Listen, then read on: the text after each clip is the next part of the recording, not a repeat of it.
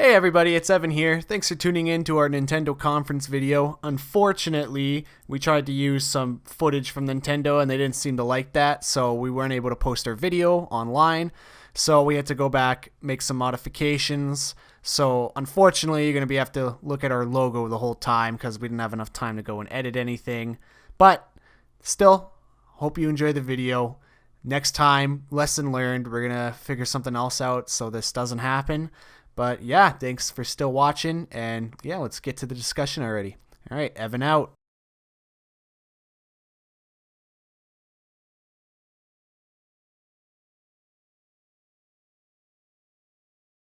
Hello, welcome to our live connection pre-E3 Nintendo conference discussion. My name is Matt. I have with me Eric and Peter. God, we're so cool.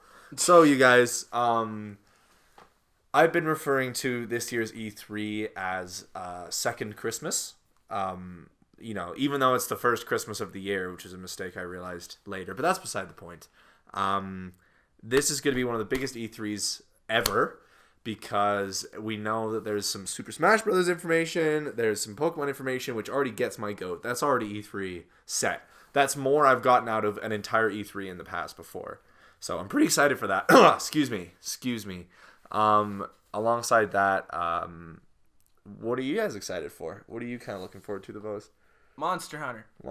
On the Switch, yeah. On the Switch. I'm pretty excited for that too. I have only ever given like one Monster Hunter game a try, and it was on the 3DS, and it was kind of garbage. So What do you mean? Well, maybe it wasn't garbage. I just wasn't really like entranced by it. So I mean, I might give it a try on the Switch. Maybe Monster Hunter Worlds will come out on the Switch. I doubt it. I'm pretty sure they've announced that it's not coming That to it's Switch. just That not a this thing. is going to be the Switch. I Monster see. Hunter. Well, especially Okay. after Monster Hunter World success, I'm sure they're like, let's Yeah. put some more Monster Hunter out there. rolling in that Monster Hunter money, basically. And then Peter, is there anything you're especially excited for? Even at just like the concept of a game existing that you're like excited for. Man, really? Metro Prime 4. That all the hype around that and Yeah. the recent, what was it? It was a remaster that came out in the last year. Yeah, it was the Metroid 2 remake. Yeah. Samus Returns. That looked really exciting. Yeah, so I think that's kind of something that people have been asking for a really long time. Mm-hmm. And so... And yeah, after its announcement at last year's E3, it was like, people All it lost was a it. logo. Yeah. Yeah, exactly. And people were still crying over it and stuff like that. So, yeah, no kidding. I think first, if it's okay with you guys, I would like to talk about Super Smash Brothers. Yeah. Because Biggest thing, yeah. we were having a chat about it earlier, and it's weird because for Smash 4, they announced that game. It was E3 2012, I'm pretty sure. And they were doing gradual announcements, like basically letting out tidbits of information constantly all the way up until release. And then when it finally did release on the 3DS, they still had a ton of things that were not revealed. Like they still had a ton of things that were there to talk about. And I just think it's really strange that, they announced it in January, gave a release date for the end of the year, and we're coming up to E3. It's going to be playable, but we know nothing about it. We know some very marginal information. Yeah. People are still arguing about whether or not it's a port of Smash 4 or if it's a brand new game. People know that it's probably Mario Odyssey, Mario, and Breath of the Wild Link. I almost said Breath of the Wild Zelda. Well, I mean, maybe so. And the Inklings are in it, which is kind of cool in and of itself because like everyone was so excited by the announcement of Smash 5, you just kind of forget It's a great trailer, the trailer was amazing. And I'm actually pretty bummed because I didn't get that initial reveal. I was in an appointment and I come out of an appointment and check my phone and all of my messages are just Smash 5, Smash for the Switch. And so I didn't get I can't imagine watching that trailer and then all of a sudden just that Smash logo showing up and I watched a dozen reactions and I can only imagine how cool that would have been to see firsthand. Yeah. So yeah, it's going to be that's why it's so crazy to me is this mystery, and I just can't believe that it's actually gonna happen. Do you think we're gonna get a release date? We better. I don't know, man. If they delayed it past 2018, I wouldn't even be mad. Because by the seams of it, by a lot of people's analyses, it just seems like they've been working on the game since that very last patch on Smash 4. They just immediately started working on the next game. So, Do you think it's gonna be a whole new game, or? I think it's actually. Somebody proposed a theory recently that's really struck with me. I think it's gonna be a bit of both. Yeah, I think it's like 4.5 sort of thing. Yeah, they're saying that they're not gonna take out any characters, which is great, except Bayonetta. But I really like the idea. So let's say Mario has Dr. Mario and Link has Toon Link. So what they could do is they could give Mario and Link whole new movesets and recreate the characters based on their newest appearances, but then still have characters that have their old Smash moveset. Yeah, right? Because Toon Link has the majority of Link's moveset. Dr. Mario is literally just a clone of Mario, despite being an absolute garbage character, but that's not what we're here to talk about today. Do you think we'll get a story mode? Like Smash 3? That's a great question. I hope so, because they decided not to do a story mode for the Smash 4 because all of the cutscenes were like leaked online. Yeah, I remember that made Daddy Sakurai really angry. So and Sakurai is just such an enigma of a game developer, and like people are so fascinated with his thought process. So a lot of people, because there's no information about what Smash 5 is going to be, there's so much like speculation, and people have just gone nuts. But it's not unreasonable to think these things. People think Solaire from Dark Souls and Crash Bandicoot and who else? What's another really Rayman, Spyro, Spyro, Banjo Kazooie is a big one. Like Microsoft said they're open to it. Yeah, like they've just like people are just really reaching with these ideas because they have nothing to think. They have nothing to think of what it's going to be, and so people are also thinking like, what if they finally made a Smash game that's actually made to be like an esport? I was gonna bring that up. I think they're gonna try to do that this time around. It'd be really smart to incorporate that in a better way than like the Wii version of Smash 3 did, like online and stuff like that. Yeah, well, it's just kind of interesting because they patched Smash 4, and the thing is when Smash 4 came out, the whole kind of competitive community was still under the impression that Nintendo didn't really care for them at all. Yeah. But then they kept coming out with these patches that were patching specific problems with characters, patching specific things that you only notice a character is busted when you're doing a 1v1 game, right? Like, they only noticed how busted Diddy Kong was when the game released, and they only took out all of Luigi's bullshit, and so on and so forth, right? And then they did patch Bayonetta a little bit, but I guess, you know, you couldn't make that character less busted without taking away her actual design as a character. Yeah. So, if she comes back, as long as she's, like, different, I would be a little bit more happy. You know, I would just like it more if she didn't. Like, I stopped playing Smash because I hate Bayonetta. Like, that sucks. We'll see if they fix it. And I was not the only person to do that. But, all right, you know, that's basically, you know, that's the long and the short of it. There's going to be all of the like a chunk of competitive players are doing like a tournament, and it's going to be the first time any of them have seen the game before, and so there's a lot to speculate about and there's a lot to wonder about, but that's basically it. Everybody's really hoping it's going to be an actual esport. Everyone's hoping it's going to be a bit more like Melee, but still kind of easy like Smash 4. Somewhere in the middle. And let's hope all of our characters get in. Amen. Thank you, Daddy Sakurai. So, what about Fire Emblem Switch? Because I know you guys are both fans of the series, right? Yeah. I think that would be really good because for some reason Fire Emblem seemed like one of those games that's just so much better suited for a mobile or a handheld game. Sorry. Oh, really? You could said the same about Pokemon. Yeah, that's true, but that's just it, right? It's like the only console RPGs they ever had for Pokemon or Pokemon Coliseum and Pokemon XD, which are my favorite games of all time, right? But like, this is just what's so good about that is like, you know, you've got a full console's power, but it's portable and it's handheld, and that's just like man, we could just be advertising the Nintendo Switch right now because that's what it is, right? So, you know, it's gonna be a big deal. And but sorry, we're not talking about Pokemon yet. We're talking about Fire Emblem. Same principle though. I think they can really make it a really beautiful, really graphically pleasing game.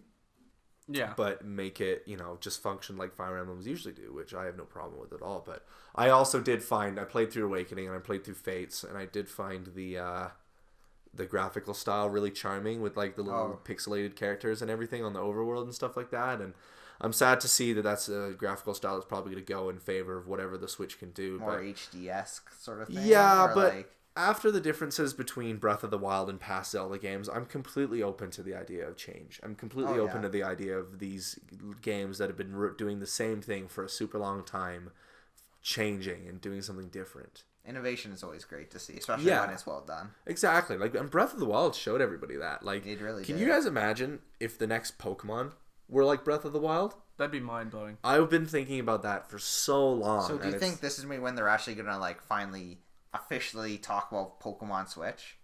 I think so. They have to, dude. They would be really letting people down, and they'd be sending a really bad present. I mean, the only good thing to take away from if they don't have any Pokemon information is that they're taking their time to work on it, because they said it's going to come out late 2018. Oh, is that what they said? Which, by the way, my bank account is going to hate me during that time, because that's when Smash is going to come out, too. And Red Dead 2. Oh, yeah.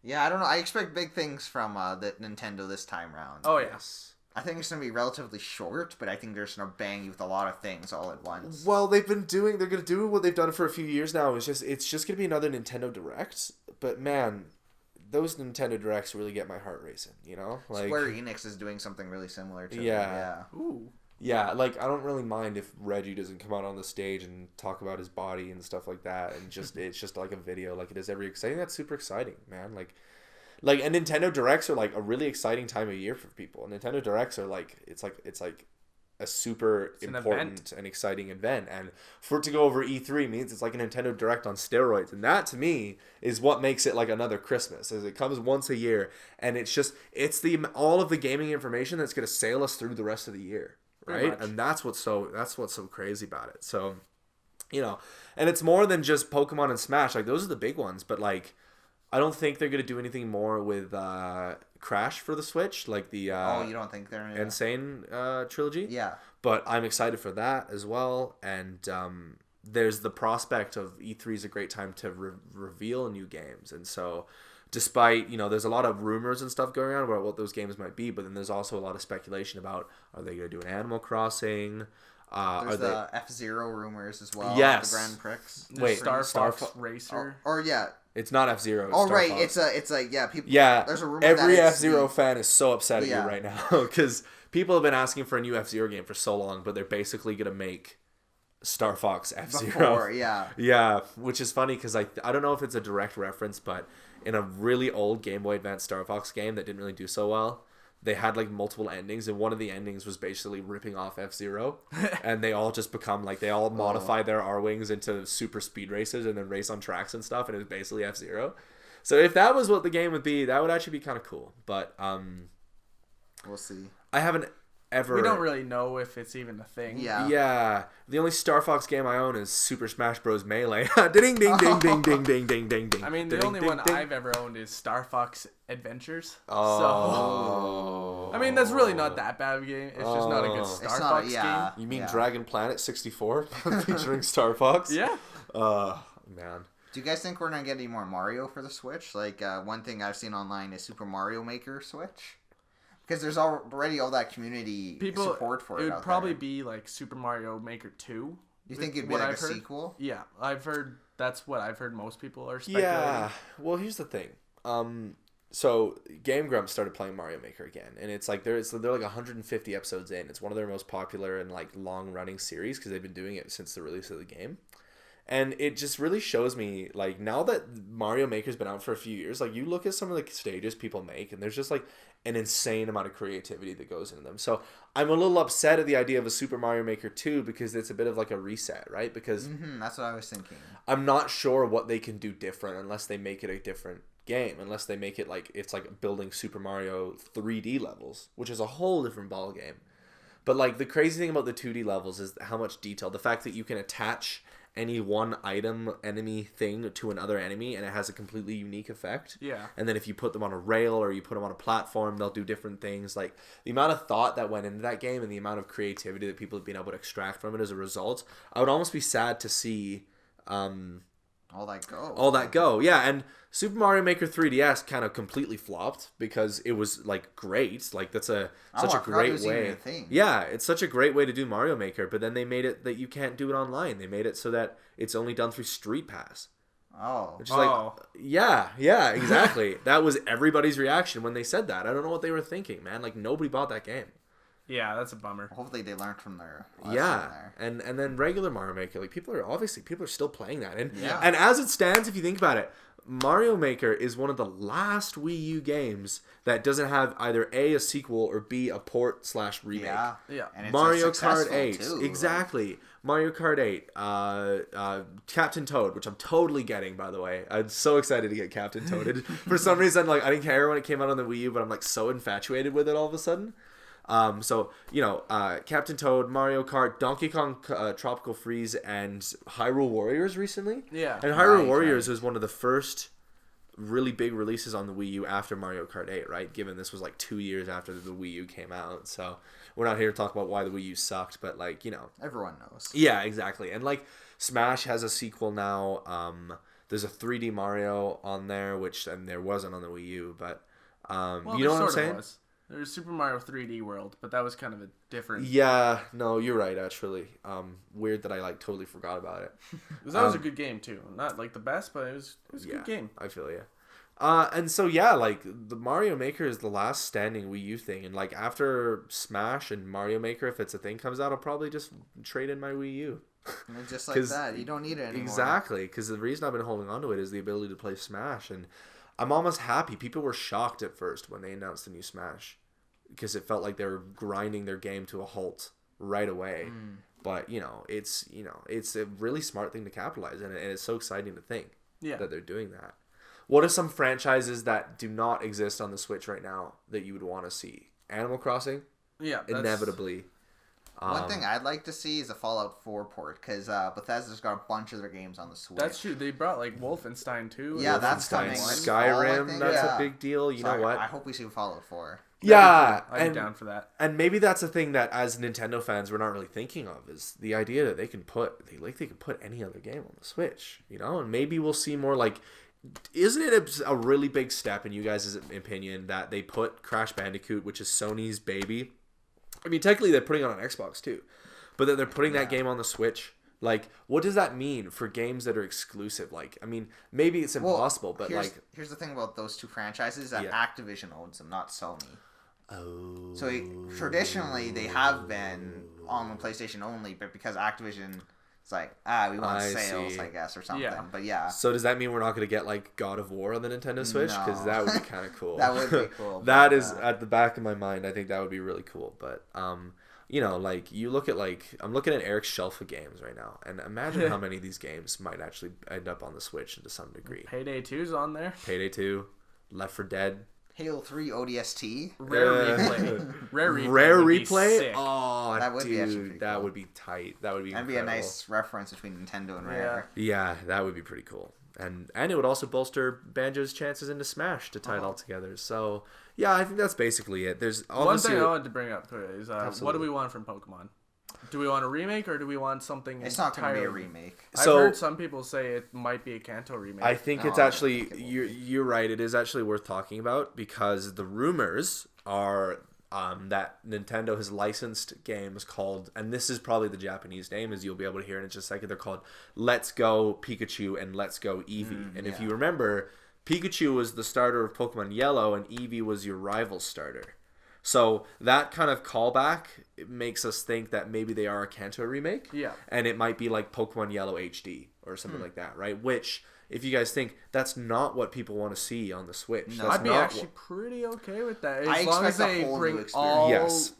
like, if they brought, like, all the Pokemon, they, like, made it so there's Johto in there, too, because it's right fucking there. Yeah. Like, I'd be okay with that. It's just, Yeah. like, it can't just be a flat-out remake. It has to be, like, a reimagining. I see. So if it were the Pokemon game that we were imagining, but instead of being a new region, a new generation, new Pokemon, it's the Breath of the Wild treatment on original Pokemon. Yeah, That's what you kind of would what think. I'm thinking. What if it was like sort of how the Master Chief Collection did all the different games, except like each region was like each different generation of games as well, sort of thing. If you know what I'm saying, That'd be kind of cool. That would be interesting. and it's all actually. be HD sort of thing. Yeah. Yeah. Well, I mean, if you think about it, people have technically been asking for a Pokemon that has you go to every existing region for years, and that's a lot. But I mean, the Switch. But the Nintendo Switch, here's the thing. If Let's Go Pikachu and Let's Go Eevee ends up being a really base level, like just a little remake, just a little Fire Red Leaf Green, right?